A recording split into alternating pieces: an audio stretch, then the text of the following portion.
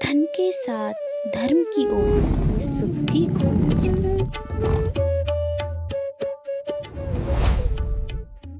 आज जो चर्चा है हमारी धन और बल पर है कि बलवान भी रहे हम और धनवान भी रहें, अतः स्वास्थ्य भी अच्छा हो और धन भी हमारे पास में ठीक हो। और जिनके पास धन भी है और बल भी है वही सुखी हैं। यदि कोई रोगी व्यक्ति है, भाई शारीरिक शक्ति नहीं है उनमें और रोगी है, तो वो भी दुखी है। शास्त्रों ने तो उन्हें मृत के समान कहा है कि वो तो मरे के समान है, वो जीवित है ही नहीं। जीवित कौन है? जो स्वास्थ्य अच्छा है, जिसका पहला सुख निरोगी का है और घर में हो माया, अर्थात दूसरा सुख है घर में माया हो। ये दोनों व्यक्ति जीवित हैं और दोनों ही मर जाते हैं जिस समय इनमें धन का और बल का अभाव होता है। तो ये दोनों हमें प्राप्त कैसे हो, बस यही चर्चा हम लोग करेंगे कि ये हमारे पास में सदैव बने रहें। भाई धन रहेगा तो बल भी रहेगा, क्योंकि भोजन अच्छा मिल जाएगा। भोजन अच्छा मिलेगा तो तन भी पुष्ट होगा, मन बुद्धि चित्त अच्छा रहेगा, मन भी बढ़िया लगेगा, क्योंकि घर में पैसा है तो हम प्रसन्न भी रहेंगे। और प्रसन्न रहेंगे तो ना मानसिक दबाव होगा, ना कोई पीड़ा होगी, तो स्वास्थ्य भी अच्छा हो जाता है हमारा। तो महत्वपूर्ण हम घूम फिर के देखते हैं कि धन ही महत्वपूर्ण हो जाता है, कि धन हमारे पास में होता है, जीविका के साधन हमारे अच्छे होते हैं, पुष्ट होते हैं, तो हम लोग सुखी हो जाते हैं। और निर्धन व्यक्ति होता है वो बड़ी पीड़ा में होता है, यहीं से स्वास्थ्य खराब हो जाता है। यदि हमारे पास धन नहीं है तो मानसिक रोग बढ़ जाएंगे, मानसिक पीड़ा बढ़ जाएगी। भाई आर्थिक बढ़ने के बाद में तो सब कुछ बढ़ जाता है, क्योंकि भोजन भी अच्छा नहीं होगा और ऋणी भी हो तो और दुखी हो जाएंगे, बहुत परेशान हो जाएंगे, दर दर की ठोकर खाने पे लाचार हो जाएंगे, तो शरीर बढ़िया रहेगा ही कहाँ, अर्थात तो उसमें नाना प्रकार के रोग हो जाएंगे। जब रोग हो गए हैं तो फिर हम कुछ किसी भी काम के नहीं रहते। इनको तो मृत कहा है, क्या ये तो मरे हुए के समान है, निर्धन व्यक्ति और रोगी व्यक्ति। तो हम लोग ना मरें, हम लोग जीवित रहें, हम स्वस्थ रहें, इसके लिए प्रयत्न करें। और धन जिन के पास में होता है वो सत्य बात है कि वो तो मरते भी नहीं है, उनकी केवल एक ही बार जीवन में मृत्यु होती है, वो रोज रोज नहीं मरते। हम निरंतर, जो निर्धन व्यक्ति है वो तो निरंतर मरता है। धनवान मरे है एक बार, निर्धन रोजाना मरता है, और जीने से मर जाना अच्छा, ब्रजवासी आहें भरता है। जो व्यक्ति निर्धन है वो तो रोजाना मर रहा है, हर पल मरता है, हर क्षण मरता है, हर समय मरता है, क्योंकि वो जहाँ भी जाता है प्रातः काल होते ही सबसे पहले उसे अपने भोजन की चिंता है, पत्नी के भोजन की चिंता है, बच्चों के भोजन की चिंता है। उस चिंता में ही वो जगता है, टहल करने जाता है, मजदूरी करने जाता है, तो भाई जहाँ जाएगा वहीं दुत्कार पड़ेंगी, कोई ना कोई आदेश उन पर चलाता ही रहेगा, उनका अपमान भी करेगा। तो अपमानित होकर के भी जीना ये भी मृत्यु के समान है। अपमानित हो जाते हो तो मरे के समान हो, तुम मर जाते हो। और धनवान जो व्यक्ति होता है वो जीवन में एक ही बार मरता है, धनवान मरे है एक बार, निर्धन रोजाना मरता है। तो ये दोनों व्यक्ति मृत के समान है, परंतु इनको हम लोग कैसे पुष्ट कर सकते हैं, ये विचार है।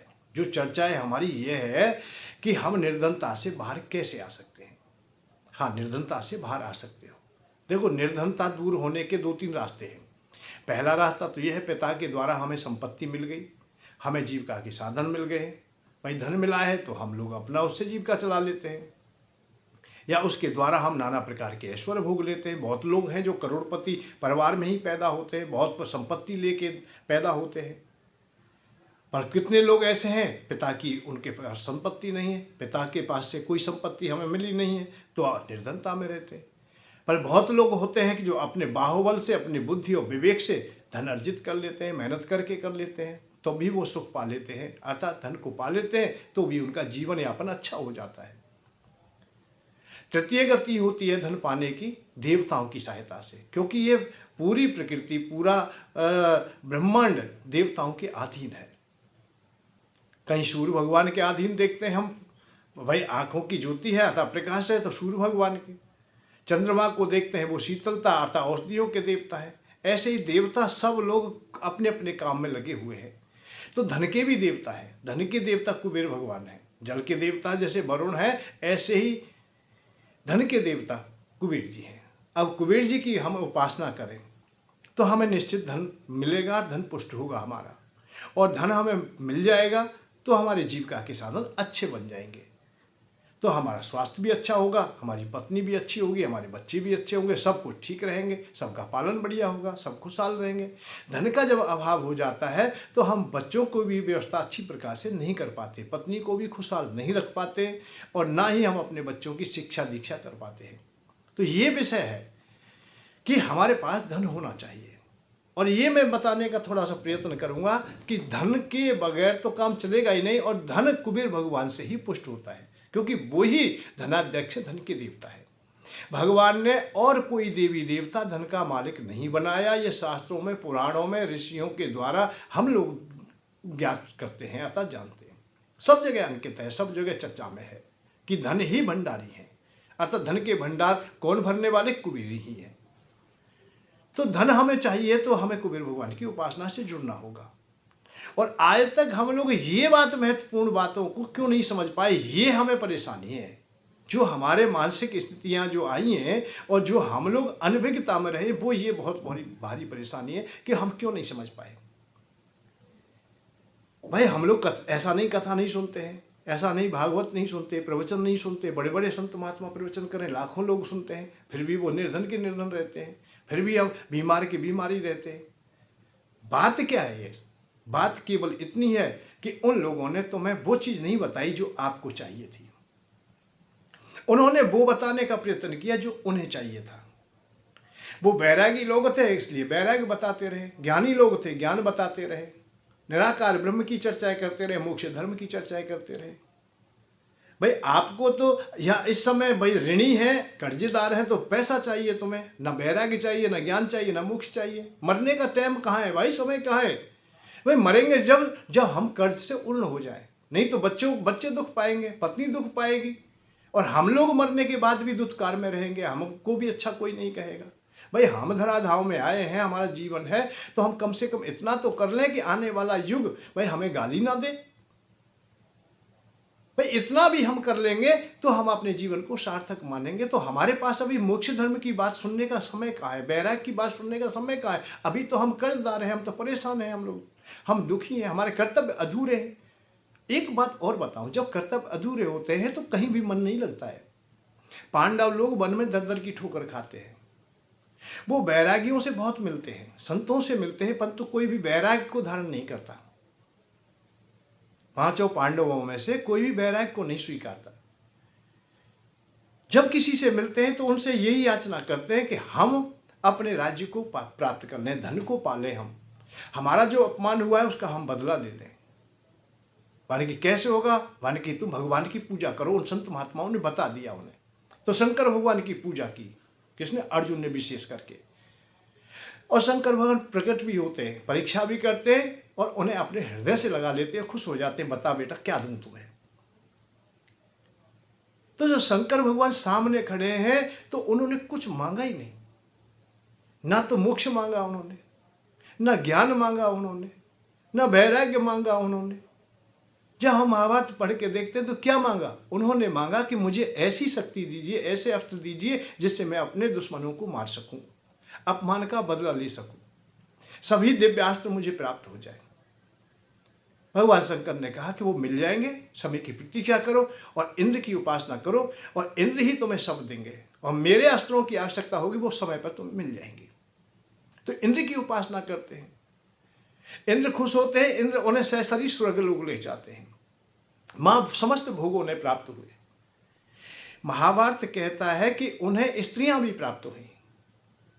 भाई समस्त भोगों में स्त्री भी आती है। तो उर्वशी जैसी अप्सरा उन्हें मिली, एकांत में मिली, वो स्वयं याचना भी करती है और स्वर्ग की सबसे श्रेष्ठ नारियों में कही जाती है, अर्थात अप्सराओं में, सुंदर नारियों में।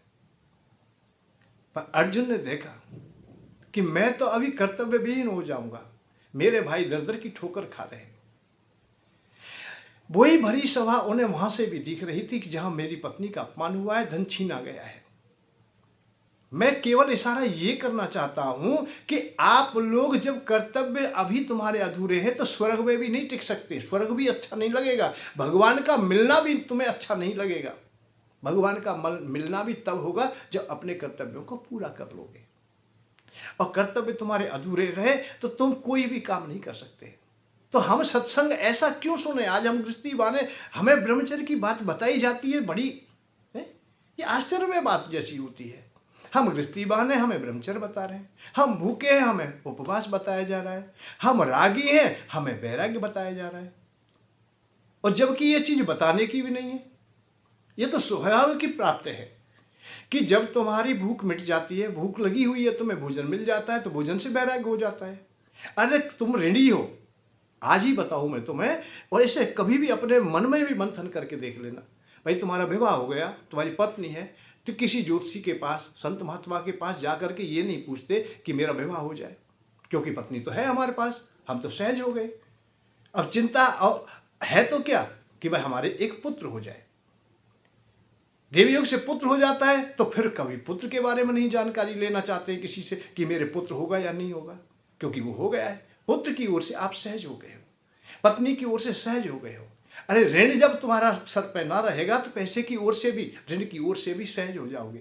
आज तुम ऋणी हो, रात दिन जिन लोगों को याद करते हो, या जो व्यक्ति तुम्हें निरंतर याद आते हैं, दिन में और रात्रि में भी तुम चैन नहीं पाते, उनका पैसा देने के बाद वो कभी भी तुम्हें याद ना आएंगे, उन्हें भूल जाओगे और शांति से अपना परम जीवन व्यतीत करोगे, बड़ा अच्छा लगेगा। जब तक परेशान हो, जब तक उस ऋण से उड़ नहीं हो रहे, तो सबसे पहला लक्ष्य है हमारा कि हमें जो धन का अभाव है वो पूरा हो जाए। मैं ये नहीं कह रहा हूं कि तुम्हारे पास इतना धन हो कि सारी संपत्ति तुम्हारे पास आ जाए, ये नहीं है। मेरी बात यह है कि इस देश में कम से कम बहुत लोग हैं, करोड़ों में हैं। यह सरकार के आंकड़े देखें तो 80 करोड़ व्यक्ति राशन पर जीते हैं, राशन लेते हैं। तो उनमें बेचारे में कहीं ना कहीं तो कमी होगी, कहीं ना कहीं अभाव तो होगा। मैं ये नहीं कह रहा हूं कि 80 करोड़ ही गरीब हैं, उनमें कम होंगे, 10-20 करोड़ होंगे, कुछ तो हैं करोड़ों में। तो इतने लोग जब धन के अभाव में जीवन यापन कर रहे हैं, तो वो भी चाहते हैं कि हम भाई इतना तो हो जाए कि हमें कहीं मांगना ना पड़े, कहीं हाथ ना पसारना पड़े, और कहीं धन के कारण अपमानित ना होना पड़े। तो उनके लिए हम कुबेर भगवान की यदि उपासना से जुड़े, हम लोग बताई जाए हमें, तो निश्चित ही देवता बहुत जल्दी प्रसन्न होते हैं और वो खुश होकर के हमें जो भी उनके पास वस्तु है वो देने के लिए तैयार हो जाते हैं, अर्थात दे देते हैं। तो कुबेर भगवान की उपासना से आप जुड़ेंगे तो आपको निश्चित ही धन मिलेगा, शांति मिलेगी, लाभ मिलेगा। और हमारे इस आश्रम में 27 वर्ष से लगातार ये सत्र चला हुआ है। यज्ञ भी निरंतर होता है, रोजाना यज्ञ होता है, अखंड ज्योति कभी बुझती नहीं। केवल इसी में आप लोग सहभागी हो जाए और बहुत कुछ, सब कुछ तुम्हें मिल जाता है। क्योंकि आप लोग यदि अलग से कहीं भी विशेष यज्ञ करते हैं, कोई अनुष्ठान कराते हैं, तो भैया पैसा खर्च होता है। और जो मेरा प्रोग्राम है, जितना भी मैं तुमसे बात बता रहा हूँ, मैं उन्हीं के लिए बता रहा हूँ जो अर्थ के कारण परेशान है, जो दुखी हैं, जिनके पास अर्थ नहीं है, तो बड़े बड़े यज्ञ करा नहीं सकते। बड़ा कठिन काम है कि भाई दक्षिणा भी चाहिए, खर्चा भी होता है, लाखों रुपए खर्च होते हैं। तो हम सुगम मार्ग कैसे देखें कि भाई हम सामूहिक कर लें। तो 1 वर्ष के लिए तुम सम्मिलित हो जाइए, और 1 वर्ष के लिए केवल इतना करना है कि 1.25 किलो घी, 1.25 किलो सामग्री, और कोई विशेष नहीं। अरे 50-100 रुपये आप दक्षिणा दे देना आचार्य के लिए, पंडित जी के लिए, उसी में सब काम हो जाता है। और 1 साल तक वो उस यज्ञ में आहुति तुम्हारी सम्मिलित कर ली जाती है, अखंड ज्योति में तुम्हें सम्मिलित कर लिया जाता है। और इसका जो प्रसाद प्राप्त होगा, हमें प्रतिफल प्राप्त होगा, उससे एक सिद्ध यंत्र करेंगे, वो तुम्हारे यहाँ निःशुल्क को भेज देंगे। उसमें तुम्हें डाक खर्चा भी नहीं देना, कुछ भी नहीं देना, केवल इतना ही करिए कि आप लोग 1 साल के लिए 1.25 किलो घी, 1.25 किलो सामग्री, पूजा का सामान, आचार दक्षिणा दे करके आप लोग सम्मिलित हो जाइए। जहाँ हो वहीं सब कुछ, सब ठीक हो जाएगा, और अपने काम को देखते रहिए। मैं ये भी नहीं कहता कि काम छोड़ दीजिए, काम बिल्कुल मत छोड़िए। तुम्हारे पास में ये मोबाइल है, मोबाइल पर ही प्रवचन सुन लें, यही मेरी बातें सुन लें, और कोई शंका है उसे वहीं से पूछ ले, कोई परेशानी नहीं। अब तो ऐसे ही यंत्र है कि हम में और तुम में कोई भेदी नहीं, दूर थोड़ी हो आप लोग भाई। जहाँ भी हो तुम, पूरी धरती पर कहीं भी हो, बहुत नज़दीक हो, जो बात पूछना चाहते हो, कहना चाहते हो, उसे निसंकोच मुझे पूछ सकते हो, अपनी बात कह सकते हो, अपनी बात रोइए भाई, कहिए। जब तक ना कहेंगे, आज तक परेशानी क्या है कि हम प्रवचन सुनने तो चले गए, हमने बात अपनी कही नहीं, हमारी बात किसी ने सुनी नहीं, हमारी बात किसी ने जानी नहीं, उन्होंने अपनी बात कही। अपने बैराग की बात तो कह दी, अपने ज्ञान की बात कह दी, अपने मोक्ष धर्म की बात कह दी। हमारी जो आर्थिक पीड़ा थी वो सुनी नहीं, हमारी शारीरिक पीड़ा थी वो सुनी नहीं, हमारी मानसिक पीड़ा थी वो सुनी नहीं, हमारी भूख को उन्होंने समझा नहीं। उन्होंने अपनी बात बताई। और एक और बात और है, वो बहुत कड़वी बात है। जो बता रहे थे वो बैराग की बातें, हो सकता है कि उनके पास भी बैराग की कोई चाह ना हो, कोई इच्छा ना हो, वो स्वयं भी बैरागी ना हो। ये और बड़ी भारी बात होगी। बैराग की बात बता तो रहे हैं, देखिए हमें भी नहीं चाहिए बैराग की बात, और सबसे बड़ा दुख उस समय होगा कि उन्हें भी नहीं चाहिए। वो भी शायद हो सकता है कहीं ना कहीं से धन बटोरने के लिए ही बैराग की बात कह रहे होंगे कि आप दानी हो जाइए, आप लुटा दीजिए, सब दे दीजिए, सब मिथ्या है। और यहाँ तक अवस्था बता दी कि भैया तुम्हें यह जन्म में तो कुछ मिलने वाला नहीं है, जो कुछ तुम्हारे पास है ऐसे भी त्याग दीजिए, त्यागोगे, दाव लगाओगे, जुआ खेलोगे तो आगे मिल जाएगा, आगे बहुत धन मिलेगा तुम्हें, आगे तुम स्वर्ग जाओगे, सीधे स्वर्ग जाओगे, उपवास करो, भूखे को उपवास बताओ, उपवास बता दिया, आगे मिल जाएगा। आगे का लोभ दे दिया, यहां व्यवहार ना हुआ कोई बात नहीं, आगे तुम्हें अप्सराएं मिल जाएंगी। अरे भैया पहले हम यहां तो देख ले, यहां हमारे पास शरीर है, इस शरीर के द्वारा हम पांचों विषयों को स्वीकारते हैं, अपनाते हैं हम लोग। शरीर नहीं रहेगा तो हम अप्सराओं को करेंगे क्या, हम उस धन संपत्ति का करेंगे क्या। एक भजन आता है, जब हम लोग किल्ला, जब मुख सूख गया, जब रोते हुए अमृत ही बरसाया तो क्या, जब मुख हमारा सूख ही गया है, हम प्यासे मर गए हैं, तो पानी हमारे पास आए तो क्या फायदा। जब जीवन ही ना रहा जग में, जब जीवन हमारा रहा नहीं है, हम मृत्यु को प्राप्त हो गए, हम जर्जर हो गए। अच्छा एक बात बताओ, चौथी अवस्था आ जाए, जर्जर हो जाए, रोगी हो जाए, और तब धन आए, तब तुम्हारे लिए कोई गाड़ी आए कि घुमा के लाते तुम्हें, देशाटन करते हैं, तो क्या फायदा। अब तो हमसे बैठा भी नहीं जा रहा है, हमसे चला भी नहीं जाएगा, हम परिक्रमा भी नहीं दे सकते, तो अब हम क्या करेंगे। जब हमारे पास शरीर था, अच्छा शरीर था, उस समय हमें धन की आवश्यकता थी, उस समय मिला नहीं। तो बात है कि जिस दिन चाहिए, आज हमें भूख लगी है, आज भोजन चाहिए हमें, आज प्यास है तो अब पानी चाहिए हमें, कल की बात नहीं, कल तो फिर देखेंगे। भविष्य का पता नहीं, भविष्य में क्या होना है क्या नहीं होना है, किसी के अधीन नहीं है भविष्य। भविष्य तो स्वाभाविक ही चल रहा है और वो तुम्हारे पास आ जाएगा। उसके लिए तो कोई कहे भी कि मैं जल्दी से ला दूं, जल्दी भी नहीं आएगा, और देरी से करना चाहता हूं, देरी से भी नहीं आएगा। वो अपनी गति से चल रहा है, वो तुम्हें स्वतः प्राप्त हो जाएगा।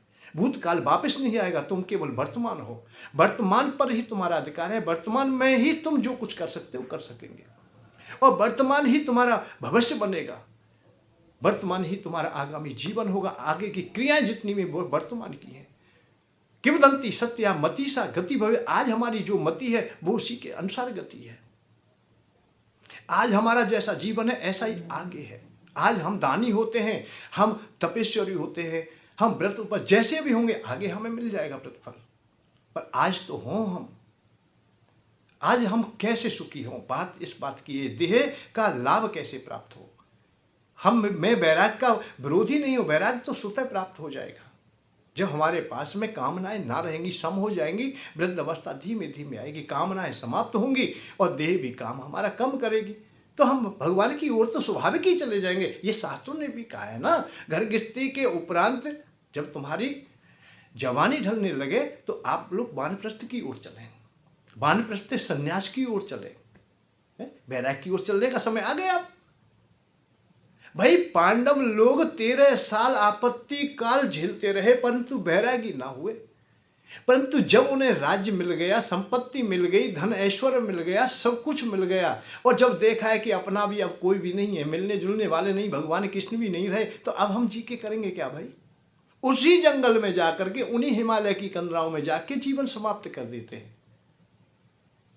जब वैराग्य के लिए अब विपरीत तो नहीं हुआ, जब हमारे पास अब रहा नहीं कुछ, ऐसे ही स्वाभाविक ही तुम्हारे कर्तव्य जब पूरे हो जाएंगे तो तुम बैरागी हो जाओगे, स्वाभाविक हो जाए। और कच्चे चले गए, अधूरे चले गए तो बहुत पछताओगे। अर्जुन जब बीच युद्ध के बीच में जब खड़ा है तो वो कच्चा बैरागी था, इसीलिए भगवान कृष्ण ने उसे कर्म में लगाया, तू अपने कर्मों को कर, ये वैराग्य तेरा दिखावटी केवल बोलने के लिए है, ये अपनाने के लिए नहीं है। अपनाता तो 13 साल में पहले ही अपना लेता। पूरे 13 साल में तूने मेहनत की है केवल शस्त्र इकट्ठा करने में और लड़ने की तैयारी की है, और आज तू वैराग्य की बात करता है। तेरे मन पर, बुद्धि पर, चित्त पर, तेरे आहार में, व्यवहार में, खून में, सब में तेरे में युद्ध समाया हुआ है, और तू वैराग्य की बात करता है। नहीं, ये क्षणिक वैराग्य है, थोड़ी देर के लिए। जब तुझे सब लोग धुतकारेंगे, तुझे जीने का मार्ग भी नहीं मिलेगा, ये लोक भी तेरा खराब हो जाएगा और परलोक भी खराब हो जाएगा। इस लोक को संभाल ले, इस लोक को समझ ले, तो परलोक भी तुझे मिल जाएगा। तो बात इस बात की है कि इस लोक को संभालिए, आज को संभालिए, आज को जानने का प्रयत्न कीजिए, और आज को न जान पाए तो कुछ नहीं, इस जीवन व्यर्थ चला जाएगा। तो धन चाहिए तो कुबेर भगवान से मिलिए, स्वास्थ्य अच्छा चाहिए तो धन्वंतरी भगवान से मिलिए। भाई देवता ये देखने के लिए नहीं है, ये देने के लिए है, और देते तब है जब इनको याद किया जाता है। आपने एक बात सुनी होगी कि राजा लोगों से, धनवान लोगों से यज्ञ की प्रणाली चलती है, और यज्ञ से देवता लोग खुश होते हैं, और देवता जब खुश होते हैं तो जल बरसाते हैं या प्रकृति को कुछ ना कुछ देते हैं। जल से अन्न पैदा होता, अन्न से प्राण होते हैं। अन्न में भाई प्राण है, जल में हमारा जीवन है। ये चक्र है, बगैर यज्ञ प्रणाली के नहीं चल रहा है। तो देवताओं के पास में हमारी कोई शक्ति पहुंचती है, कोई प्रार्थना पहुंचती है, या उनको हम कुछ भेंट देते हैं, तो यज्ञ प्रणाली है उनके लिए। तो उसमें आप लोग सहभागी होइए। तो तुम्हारा जब धन लगेगा, तुम्हारा जो मेहनत का पैसा है वो लगेगा, घी सामग्री लगेगा, तो उसका तुम्हारा प्रतिफल मिलेगा, तुम्हें निश्चित मिलेगा। तो उसके लिए आप लोग इस सत्र से जुड़िए। और एक बात बताएं, ये बहुत सस्ता है। 1.25 किलो घी, 1.25 किलो सामग्री, पूजा का सामान, ये महंगा नहीं है। इससे ज़्यादा सस्ता कोई भी सौदा तुम्हारे जीवन में आएगा भी नहीं वापस। भाई घर गृहस्थी चलाते हो तो 100-200 से 500 रुपये खर्च होते हैं, चाहे गरीबी ही क्यों ना हो। अब इस पूजा में आप लोग ये साल भर के लिए सम्मिलित होते हैं तो 10-5 रुपये का खर्च पड़ता है। 10 रुपये की पूजा भी बहुत है।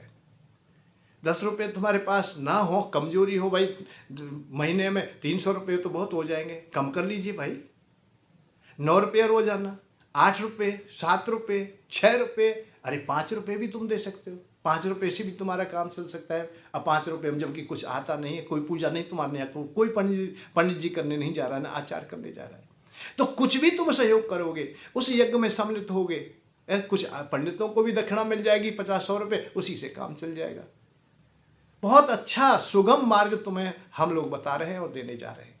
इसमें आप लोग सहभागी होइए और तुम्हारा जीवन सार्थक होगा, और धन के बगैर काम ना चलेगा। बहुत सुन ली है वैराग्य की बातें, और सुन लेना जब अच्छा हो तुम्हारे, और तुम्हारे हृदय में वैराग्य हो, तुम्हें धन नहीं चाहिए, तो मेरे पास में तुम्हारे लिए कोई भी बात नहीं है। मेरे पास जो आज की चर्चा है वो केवल ये है, उन्हीं लोभी व्यक्तियों के लिए जिन्हें संसार के सुख चाहिए, भौतिक सुख चाहिए।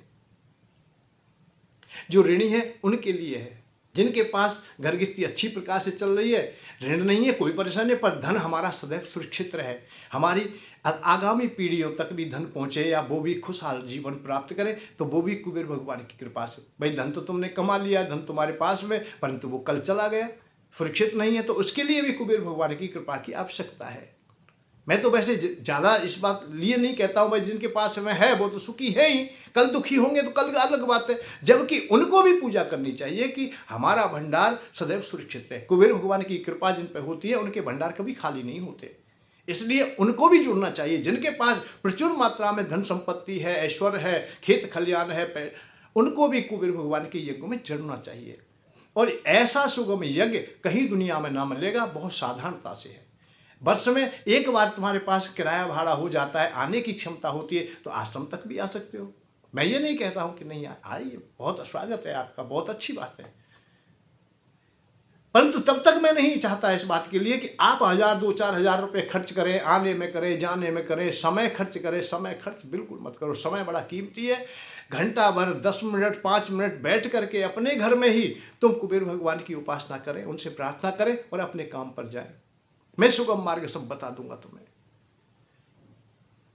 जो प्रतिफल हमें प्राप्त होगा उसे सहजता से आपको जब मिल जाए तो आप लोग अपनी उपासना प्रारंभ कर देंगे और उसका प्रतिफल होगा तुम्हें बहुत जल्दी से। जो ऋणी है ऋण भी खत्म होगा और जीविका के साधन पुष्ट होंगे। निर्धनता में मत जिए, बहुत पीड़ा होती है। हर पिता चाहता है मेरे बच्चे खुशहाल रहे, हर पति चाहता है मेरी पत्नी अच्छी रहे, मेरी पत्नी भी अच्छी साड़ी पहन के जाए, मेरी पत्नी जब कहीं जाए तो सबसे अच्छी लगे, मेरा पुत्र सबसे अच्छा लगे, अच्छे कपड़े पहन के जाए। हर पिता चाहता है। कोई पिता यह नहीं चाहता मेरा पुत्र अल्प अवस्था में ही टहल करने लगे, मजदूरी करे कहीं।